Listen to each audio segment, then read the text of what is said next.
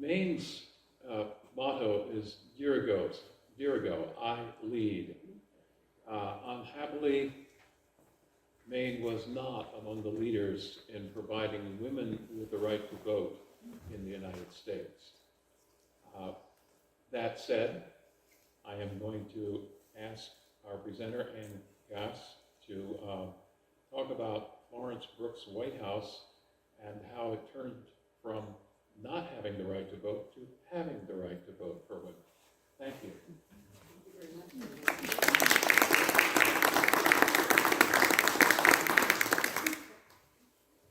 I have no quarrel with you, but I stand for the clear right to hold my life my own.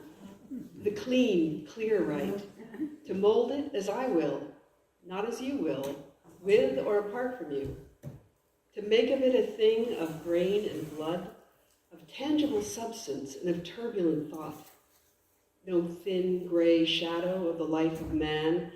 Your love, perchance, may set a crown upon it, but I may crown myself in other ways, as you have done who are one flesh with me.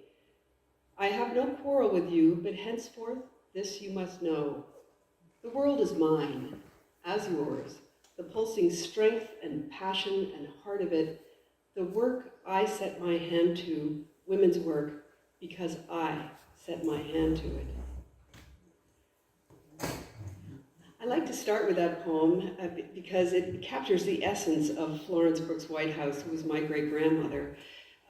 She wrote that poem and recited it to the Judiciary Committee of the Maine State Legislature in 1917. She was there to lobby on behalf of a statewide suffrage referendum, which, if the bill passed, would become Maine's first ever attempt to pass a women's voting rights bill via referendum. So more about that story later, but Florence was indeed a woman who set her hands to many things during her long life. She was a poet and a novelist.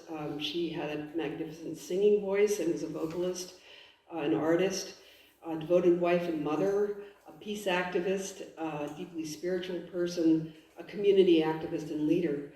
And I knew absolutely nothing about her until I was in my 40s, and I happened to start reading some papers that my aunt, one of her grandchildren, had left with the Maine Historical Society, and I started realizing, she was an amazing person. She did incredible things. Why did I not know about her? I really could have used her as a teenager, And so anyway, I decided to look into it more, and it took me years to learn about her and learn about the suffrage story, because of course we're not, still even today, not taught that in schools too much.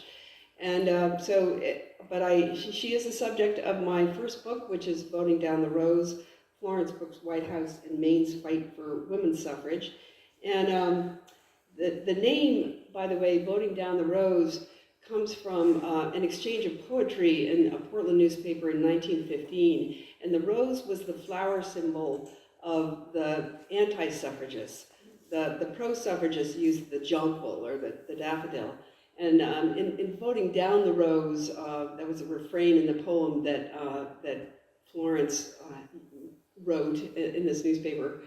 And so in voting down the rose, they're vanquishing the anti-suffrage forces. So I did a lot of research to write this book. I looked at her papers, as I said, at Maine Historical. I got material from the Library of Congress. There's historic photographs of the National Women's Party that I've used, especially in this slideshow. I looked at newspapers, at every newspaper in Portland from 1914 to 1920, and some with the Lewiston Journal and the Kennebec Journal. I looked at the EMO state archive and the state archives, and I read a tremendous amount of other suffrage, Maine, and U.S. history. So it took me a while to kind of piece the story together and figure out her role in it. So she went from relative obscurity to, in 2008, as a result of my efforts, being inducted into Maine Women's Hall of Fame. So that made me and my mom really happy. Her mom's one of her other grandchildren. And And so my goal tonight is to share with you a little bit of her background, how that prepared her to become a very effective suffrage leader, and then talk about the kinds of things that she did as a suffrage leader for Maine, and she was active nationally as well. Florence was born and grew up in Augusta at this house on 7 Spruce Street, kind of across the river from the Capitol. She was born in 1869. She was the 4th of 5 children and the family's first girl. Her dad was Samuel Spencer Brooks. He had a hardware store on Main Street in Augusta and also dabbled in shipbuilding. But she was fortunate to grow up in relative affluence. She attended St. Catherine's Hall in Augusta, and so here's a picture of her with her younger sister, Daisy, and her mom, who was Mary Caroline Wadsworth, distantly related to the Henry Wadsworth Longfellow family, which may have sparked Florence's early interest in writing. So one example of the family's affluence is that they were among the first families to kind of populate what became a flourishing summer colony on Squirrel Island off of Boot Harbor, and they would come down the Kennebec and then go out to the island from there. So this is a photograph from the island, actually, and that's one of her older brothers, Percy, he's not abusing her, he's just sort of cranking her head around to look at the camera, I think. Next to her is the man who becomes her husband, Robert Treat Whitehouse, and then I don't know who Mutton Chops is, but oh my God, can you imagine wearing that costume in a Maine summer? And I love this photograph because we tend to think of our leaders in the past as being these very sober and thoughtful people, and this shows her when she's younger and just kind of fooling around. So as I mentioned, Robert Treat Whitehouse becomes her husband in 1894. His dad was the Chief Justice of the Maine Supreme Court for a time, and was also an early suffrage supporter. As far back as 1872, had served as, I think, the secretary or treasurer of a brand new Maine Women's Suffrage Association. He helped to form that statewide group. And so Robert followed in his footsteps and became a lawyer, and was also very supportive of suffrage. As I mentioned, Florence went to St. Catherine's Hall, which was an Episcopal finishing school in Augusta. After that, she could have gone to college. I think increasingly young women of affluence were going to college around that time, but she was independent, and what she wanted to study was writing and music and art. And so she went down to Boston and found herself some masters to study with, and she did that for a couple of winters, coming back to Maine in the summer. And then in about 1892, she decided to take an extended trip abroad. And again, her dad was able to finance this, I guess, and she traveled all over Europe and then into the Middle East, and spent an entire winter floating down the Nile with members of the McCormick family, and the McCormick, their forebear had invented the reaper, so they were quite affluent, and I don't know how she attached herself to them, but she had a good time. And then the family myth was that Robert heard that she was having a kind of a romance over there in Egypt, and he sailed for Egypt and brought her home. And I was never able to document that, but one thing I'm really clear about is that if she hadn't wanted to come home, she wouldn't have done it, because she had very sort of strong ideas about what a marriage should be like, and it was very different from the sort of patriarchal model that was in vogue at the time. So anyway, they really did have a love match, and after they got married in 1894, they moved to this house in Portland at 42 Deering Street. And there's a suffrage marker, one of 7 in the state, that was erected there a couple of years ago to just commemorate their suffrage actions. And initially, they got very busy. They had a blast before the kids come, as they inevitably do when you don't have birth control. And but they both liked to write and act in and direct plays. And so they wrote several together initially and performed them up and down the coast from Portland on up to Boothbay Harbor and Squirrel.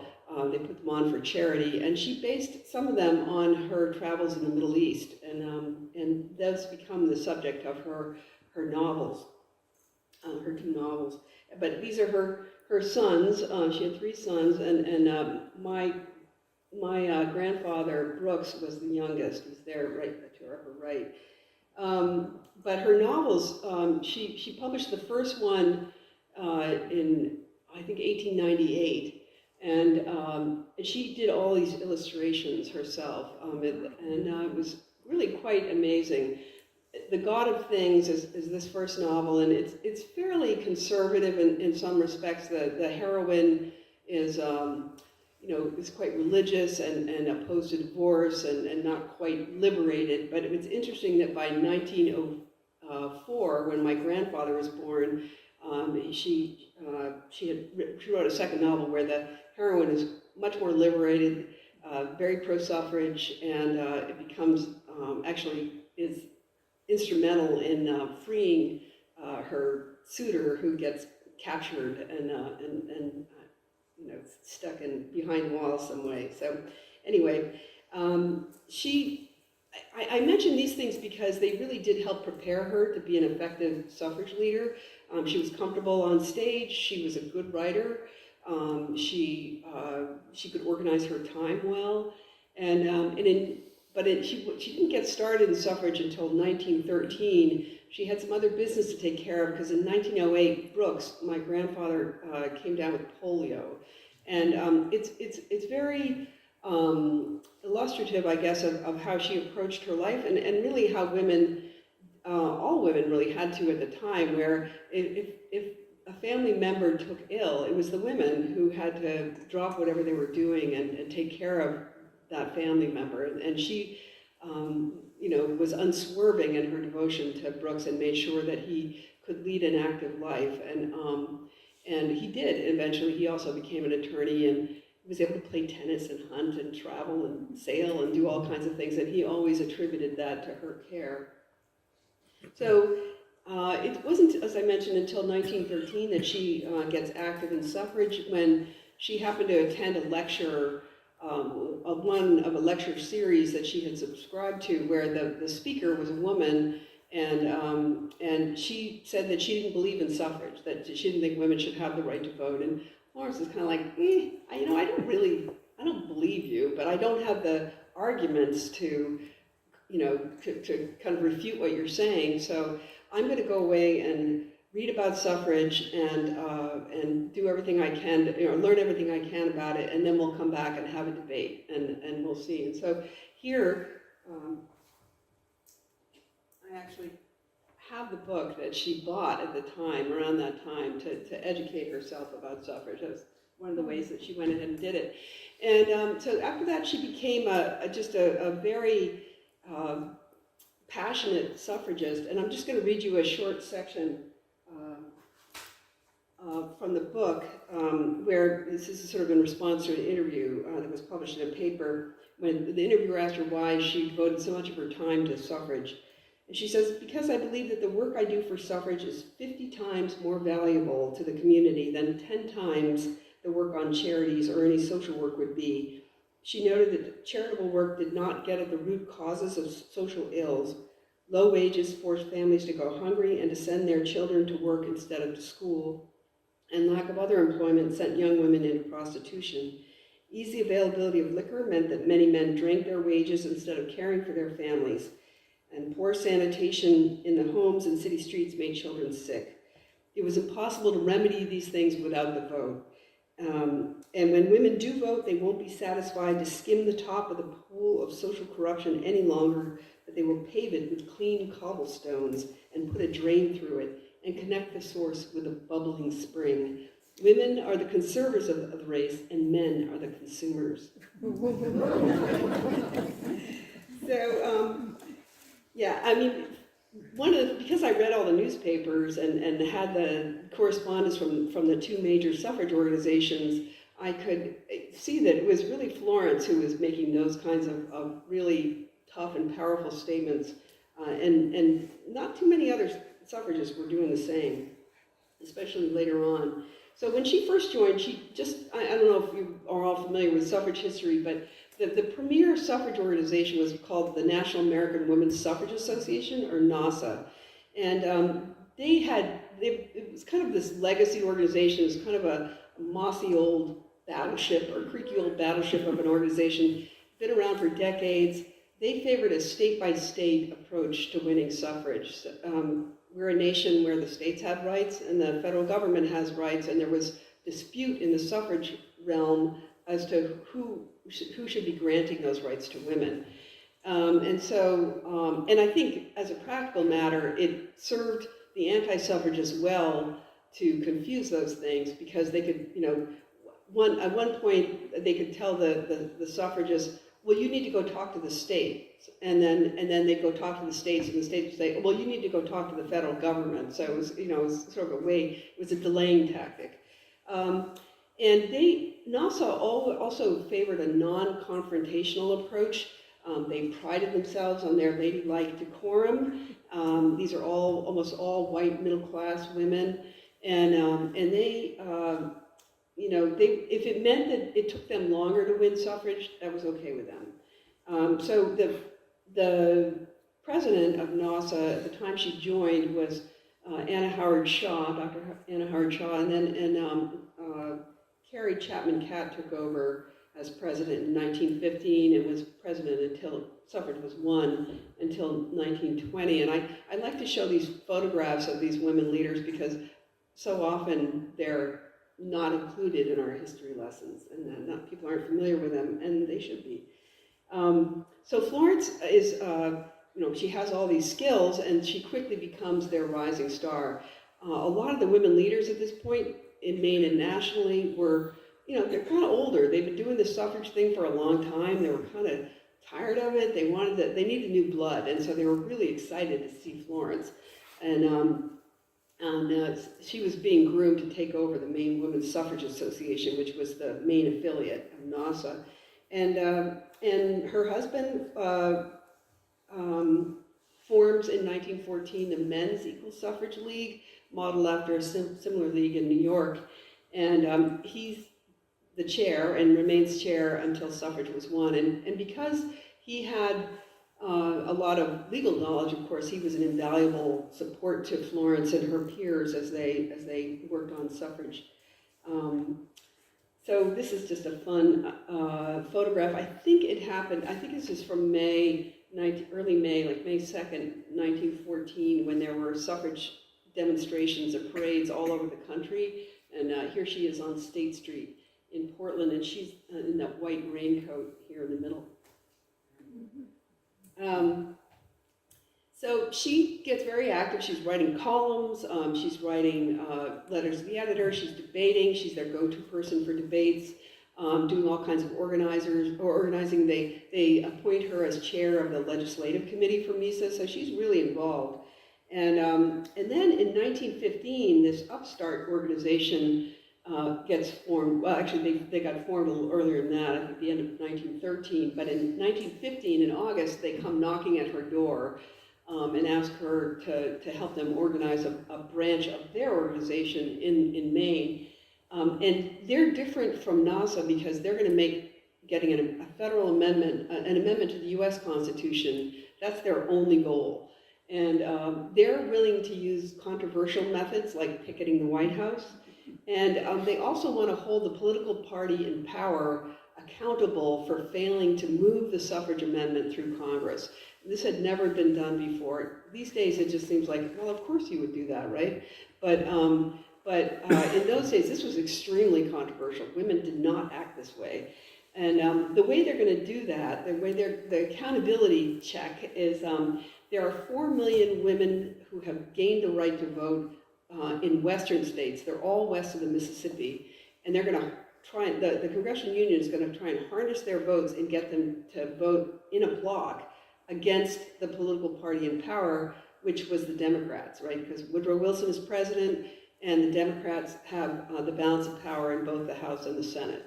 And they want suffrage now. They're not fooling around. They don't care who they piss off. And Alice Paul is the president of, and then Lucy Burns is her able lieutenant. And this is an illustration that from 1915 that really, this graphic really illustrates this tactic of harnessing the votes of the women voters of the West, who are,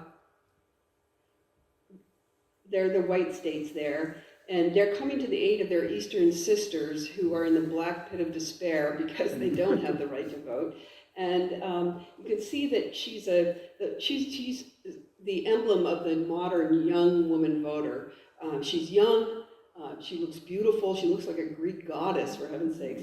And she looks intelligent. I mean, why wouldn't you want a woman who looks like that to be voting? And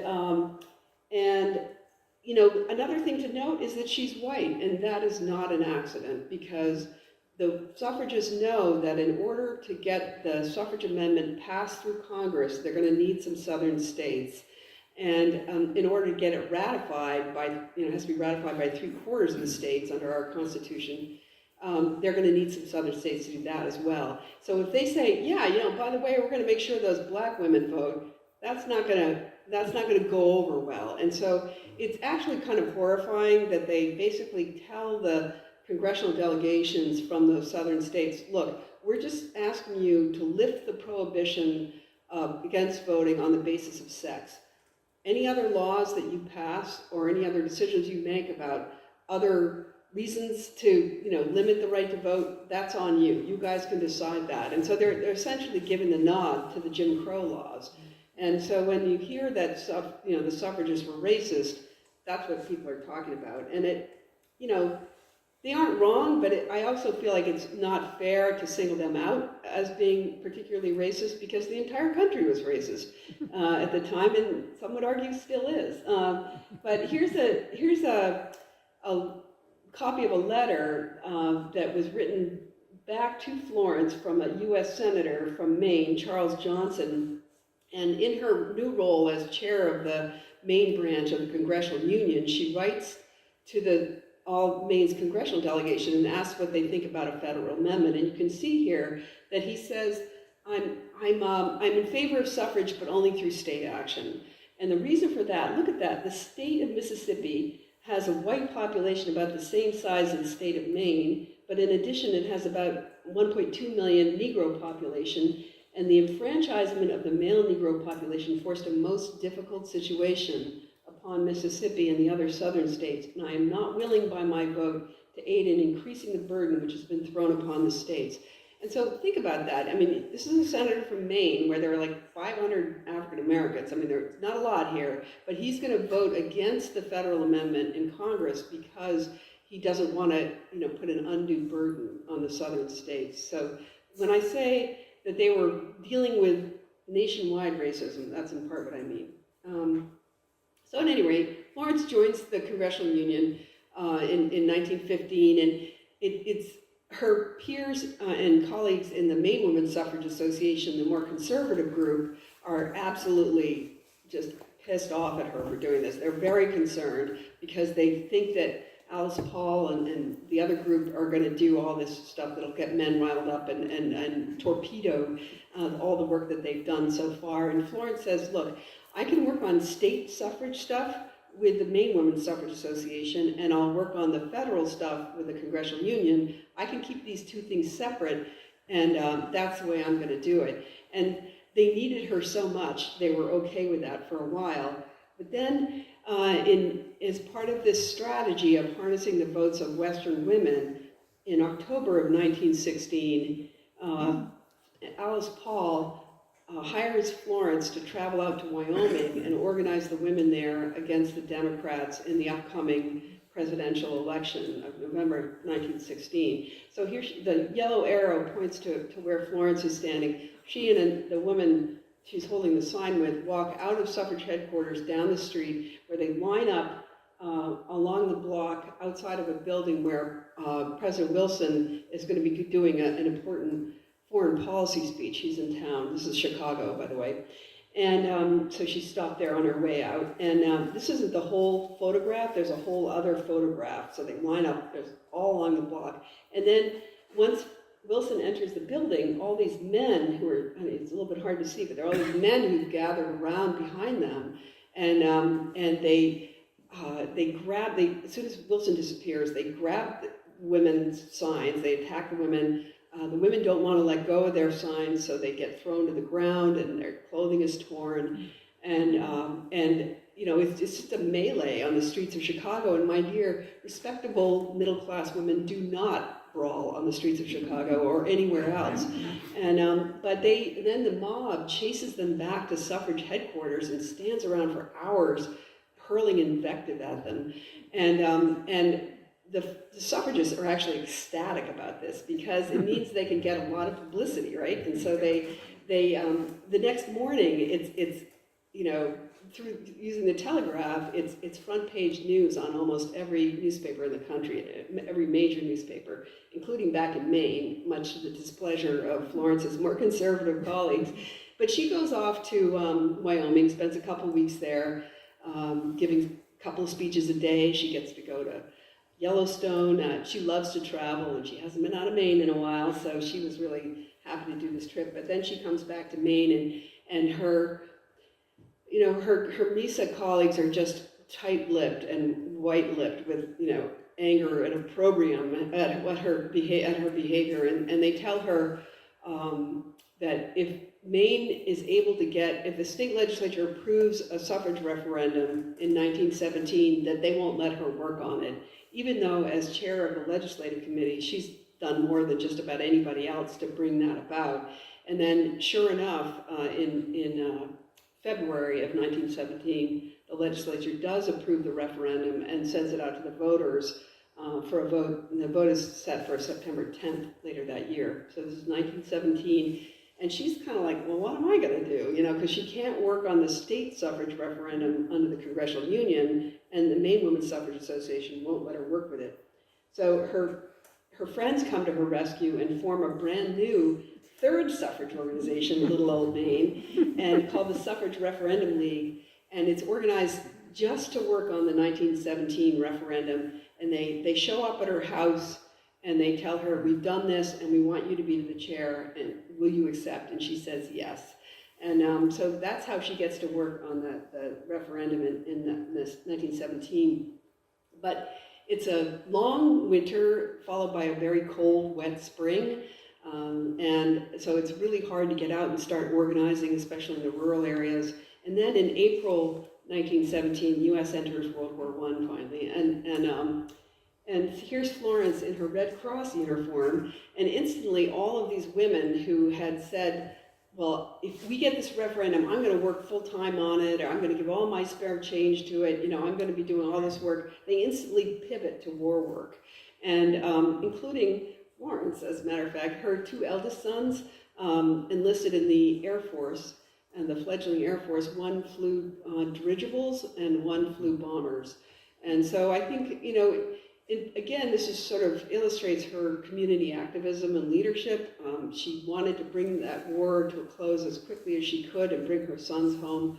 And so she volunteered for the Red Cross and headed up their information bureau. And so that kept her pretty busy in the first few months of the war. And then, so it's not really till the summer that she's able to kind of break away and get active again.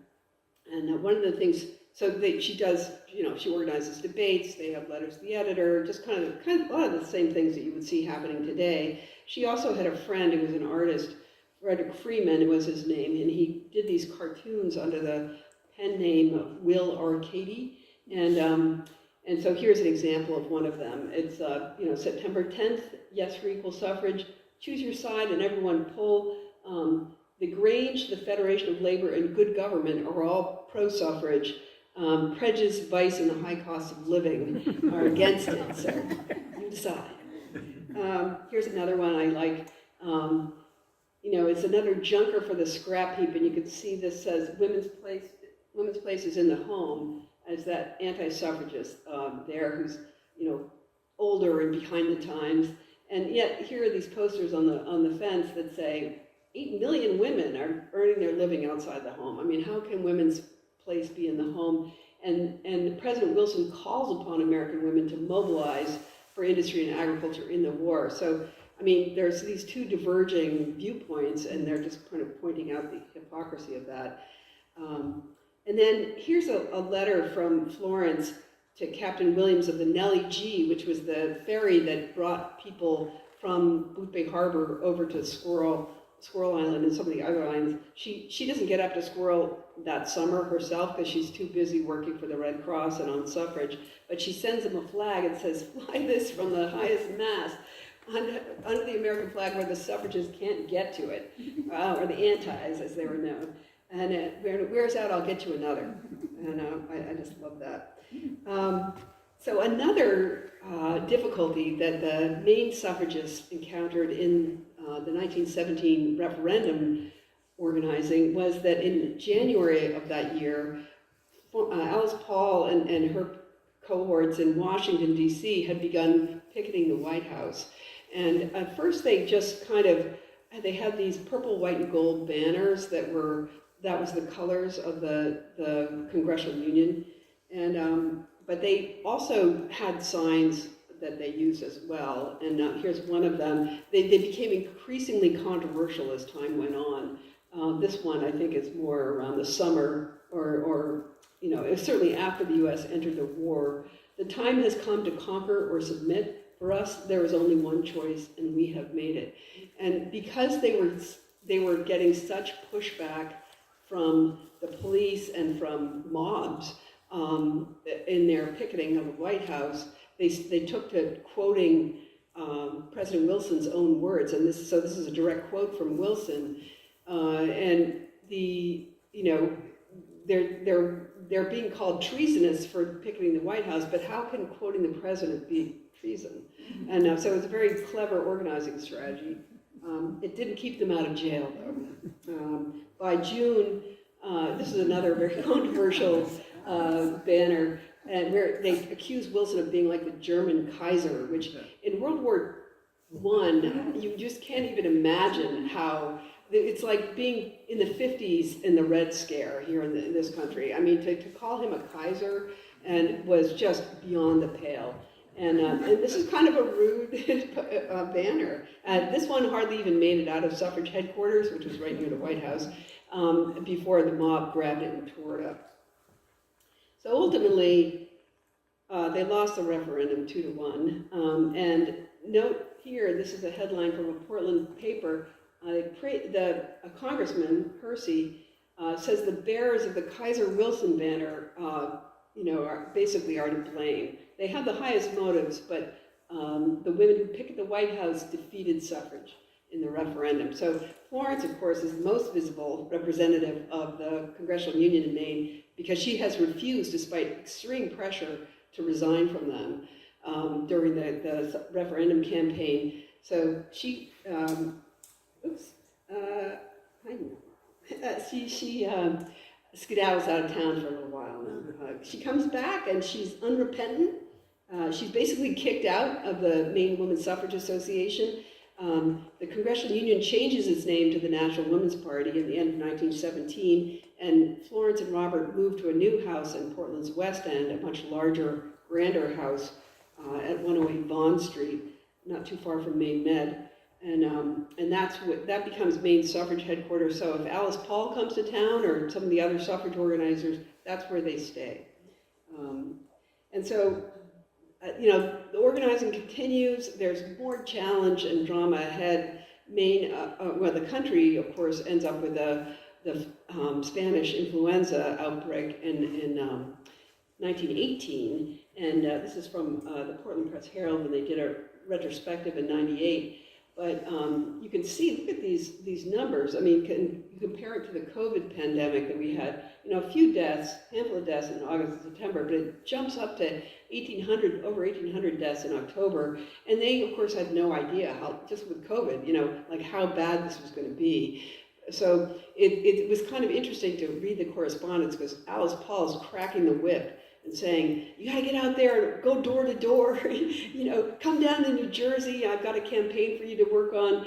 And Florence is like, you know, I don't know, I think, you know, I'm not supposed to be on public transportation right now, and so she doesn't go. But that creates more hardship. But there's just, it's hard to understate the extent to which Maine is in the kind of in the crosshairs of the suffragists nationally, because they have there's a senator from Maine, Frederick Hale, who has seemed relatively pro-suffrage, but in 1917 had said to Florence, look, I'll vote according to the outcome of your referendum. So if the voters approve it, I'll vote for it in Congress. If they defeat it, I'll vote against it. And Florence says to him afterward, you know, like, you made that promise to me and I let you out of it. You know, you can change your mind. And he says, no, I gotta keep to my word. So he's not really opposed to suffrage, and they think they can change his mind. So there's this huge pressure on Hale and on you know, Florence and her suffrage peers to change his mind. He never does. He's kind of a weasel, honestly. He waits until the last vote is found in Congress to pass. And remember, it needs a 2/3 vote in each chamber. The last vote is found, and he waits until then he votes against it and then changes his vote so he can be on record as having supported it. And his vote was superfluous when it could have been, you know, decisive. But this is a telegram that Florence sends to Alice Paul. So it passes in June 1919, and she says, congratulations and rejoicing. Suffrage victory is due to you and your undaunted fate, splendid vision, and untiring devotion to the cause. I'm proud to be the lowliest of your disciples. Admiringly and affectionately, Florence Brooks Whitehouse. So, but they're not done, right? You know, because they still have to get 3/4 of the states to ratify. And so there's this huge pressure campaign on the governors of every state to call a special session if they're not due to meet. And Maine was one of those states where they were meeting every other year at that point, and so he had to bring them into special session. Carl Milliken was the governor at the time. And there's a whole lot of drama I don't have time to get into tonight around Maine's ratification of what becomes the 19th Amendment.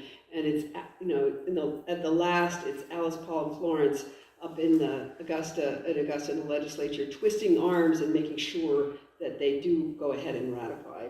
And one of the ways that I know that she was considered, even by, you know, Carl Milliken, for example, to be an instrumental suffrage leader, is that you can see this is the signing ceremony for the ratification of the 19th Amendment, and you can see that he's using a quill that's dyed the purple, white, and gold colors of the National Women's Party. It was one that they had created and sent to every state to use in these signing ceremonies.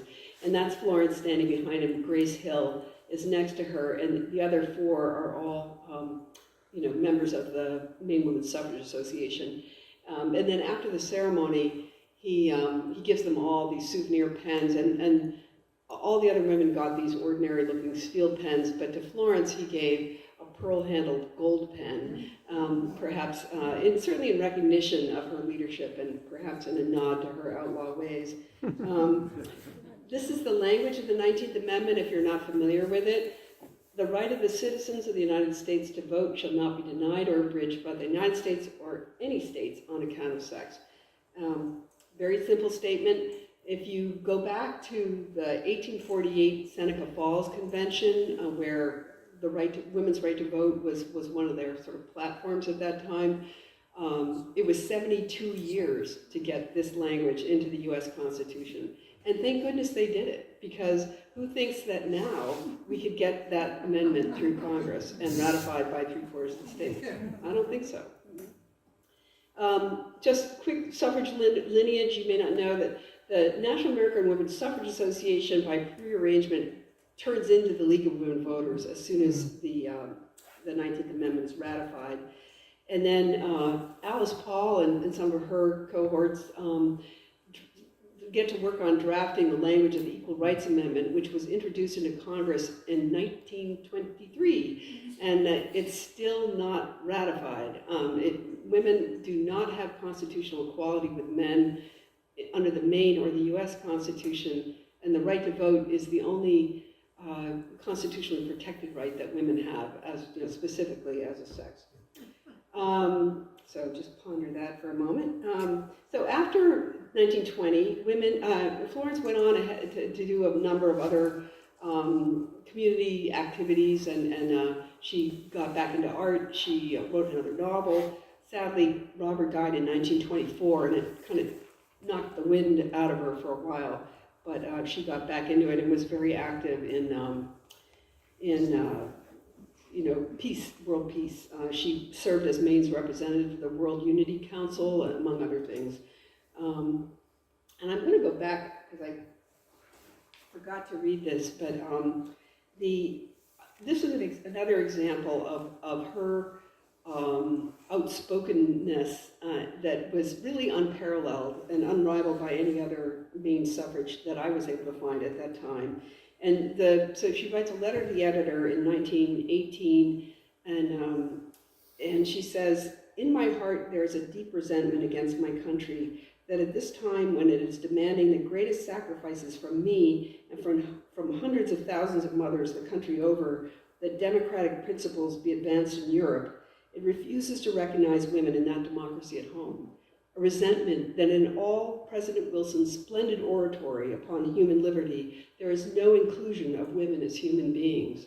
That women who are responding with sons, money, and service to the government can be mobbed without protest, arrested and sentenced and placed in prison by the government, which is taking their sons and their money and their service to wage its wars." And she says, whether or not we believe that Pickett's actions are right, there is no question that they are within the law under the First Amendment of the Constitution. So she's, she's pleading their First Amendment rights, and I just think that that's worth noting because, again, she was the only person who was out there really defending the Picketts publicly in Maine at that time. So here's some, I'll quickly run through these last slides and you can ask some questions if you have any. So as I said, she got back into art. This is one of her oil paintings. It's still in the family. This is Monhegan, where she liked to go to paint. Here's another one of Monhegan. And then this is her middle son, and Uncle Skiddy, we used to call him. And I just love that photo. It shows her spirit later in life. She died when she was 75 in 1945. I've always thought that it was fortunate that she died before the bomb was dropped on Hiroshima and Nagasaki because she was such a peace activist, and I think that really might have just killed her. When I first started reading about Florence and learning about her, and I was really attracted to her suffrage activism, but later on I started realizing that she did so many other things that were amazing, and she lived a life of conscience and of principle, at times under considerable community opposition, and you can just imagine walking down the street or going in the grocery store where people are really angry with you for how you're behaving, and she had to endure all of that. I think she sort of set an example of and sort of challenged me to put my hands to many things as she did, and sort of show that you could be a success doing lots of different things. And she reminds me always that the work that I do is women's work because I choose to put my hands to it and not because somebody else defines it that way for me. With that, I'll just note, vote. This is a really important election coming up, especially for women's reproductive rights. Support the Maine and the U.S. Equal Rights Amendment. There's another effort underway to try and get a Maine Equal Rights Amendment passed. In the last several tries, every single Republican, except maybe one Republican, has voted against it, and all the Democrats and the Independents voted for it. So talk to your legislators and book me for a talk. I love doing this kind of work and happy to travel for it. I will talk a little bit. I think I did mention, or at least a few people in up front, that I'll be doing a talk on this book, the We Demand book, next a week from Thursday in Hancock, right, for the Women's Club there. So come join us there. This is a really fun story. It's based on the true story of an epic suffrage cross-country road trip that took place in 1915. So there we are. There's my contact information, and I guess I'll pause there and see if you guys have any questions. Yeah. World War I then in 1917, are you suggesting that maybe blunted the effort for the referendum at that time? It sounds as if... Yes, it did. The referendum took place, when was the vote? In September of 1917. So...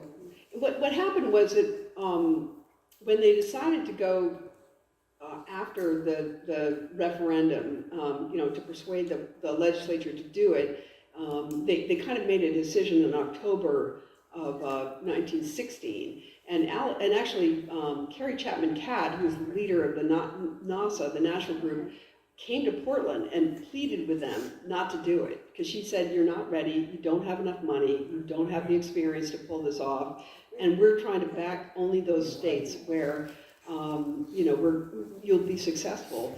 And but they were just sure that the good old state of Maine wouldn't let them down, and they went for it. And and that's where they all pledged, like, I'm going to work full time for this. And because remember, Wilson was campaigning under the motto of he kept us out of war. So his posture was, we're not going to war, U.S. Where if you would re-elect me, I'll keep you out of it. And so I guess they took him at his word. But then as soon as war was declared, they just pivoted and started. The war fever was unbelievable. I mean, it just, and I kind of go into that in the book, but so they, there were all these campaigns to raise money and war bonds, and so everybody's extra money went to that, and all their spare time went to the Red Cross or, organizing bond drives and things like that. So that's the way in which, in Maine at least, it interfered with the suffrage referendum. Yeah. Do any of her early plays still exist? I don't think I've seen an early play. Yeah, I don't think I did. I did find her third novel, which honestly wasn't very good. And she was never able to get it published, but it was kind of fun because it was sort of loosely based on Squirrel. I mean, you could tell it was. I mean, it wasn't called Squirrel, but it was kind of a fun book. Yeah, I don't think so. There's some references to the plays in the newspapers, but I don't have a version of them. Yeah. Could you say a little more about her transition to the peace movement? I think I remember that Alice Paul was a Quaker and also became very involved in the peace movement. Did she follow Paul, or was she involved with the Quakers? She wasn't involved with the Quakers. I think she got involved through the church, and there were actually especially after World War I, there were quite a number of peace groups, not just in Maine or the U.S., but now internationally as well, globally. And so there was the Women's International League of Peace and Freedom, and she was part of that as well. She was on a couple of different, she was the main representative to a couple of different national peace groups. And she also had a weekly address on WGAN in Portland. That was Guy Gannett's radio channel on the League of Nations, promoting the League of Nations, in part to support her peace act, because she thought it would promote world peace. I think after her sons came back, both of her sons made it back from war, kind of amazingly, because I think they lost more men in practices, in training before they even went to Europe than they did overseas, but or at least as many. So it's just kind of astounding that they made it back, but they did. But after that, and she, like I said, she supported the war. I mean, She and Robert bought war bonds, and she worked for the Red Cross, but when her sons came home, she was ready to promote world peace. Yeah. Is the pen still in your family? The pen? No, I've never been able to find it. So bummed, yeah. Her kids bought her a farmhouse in Raymond, in Cumberland County, sort of outside of Portland, and that's where her papers were. I mean, so she only had it for the last few years of her life. After Robert died, and then the Depression hit, her circumstances were very reduced, and she ended up having to live in her son's law offices above the State Street Theater on Congress Street in Portland. I mean, she went from having this beautiful house to living, having the conference room be her dinner table, and her the supply room be her bedroom or something, but she said she always liked to go to the movies, and now she can do whatever she liked. And but because she'd been such a good sport about it, they ended up buying her this house, and this old farmhouse, and that she had all her papers and stuff got moved out there. So no pen. I went through it. I went through every freaking drawer, and I could not find it. I was really bummed. There'll be somebody home. Can I put in a plug for your? Sure. Yes, please do. I'm Mary Lou Barker. I'm president of the Women's Club of Hancock, and she said she's come to speak to us on the road trip on We Demand on the 19th, and at 6:30. And you're all welcome. And we are going to serve refreshments, and we're trying to work up something. When Mary Post, you probably read in the Ellsworth American, is one of the food reporters who does historic food. So we're trying to come up with some historical refreshments for the occasion. But please do come. Where is it? At the Hancock Community Center, which is a little building, where the wine store was, and right where you get beside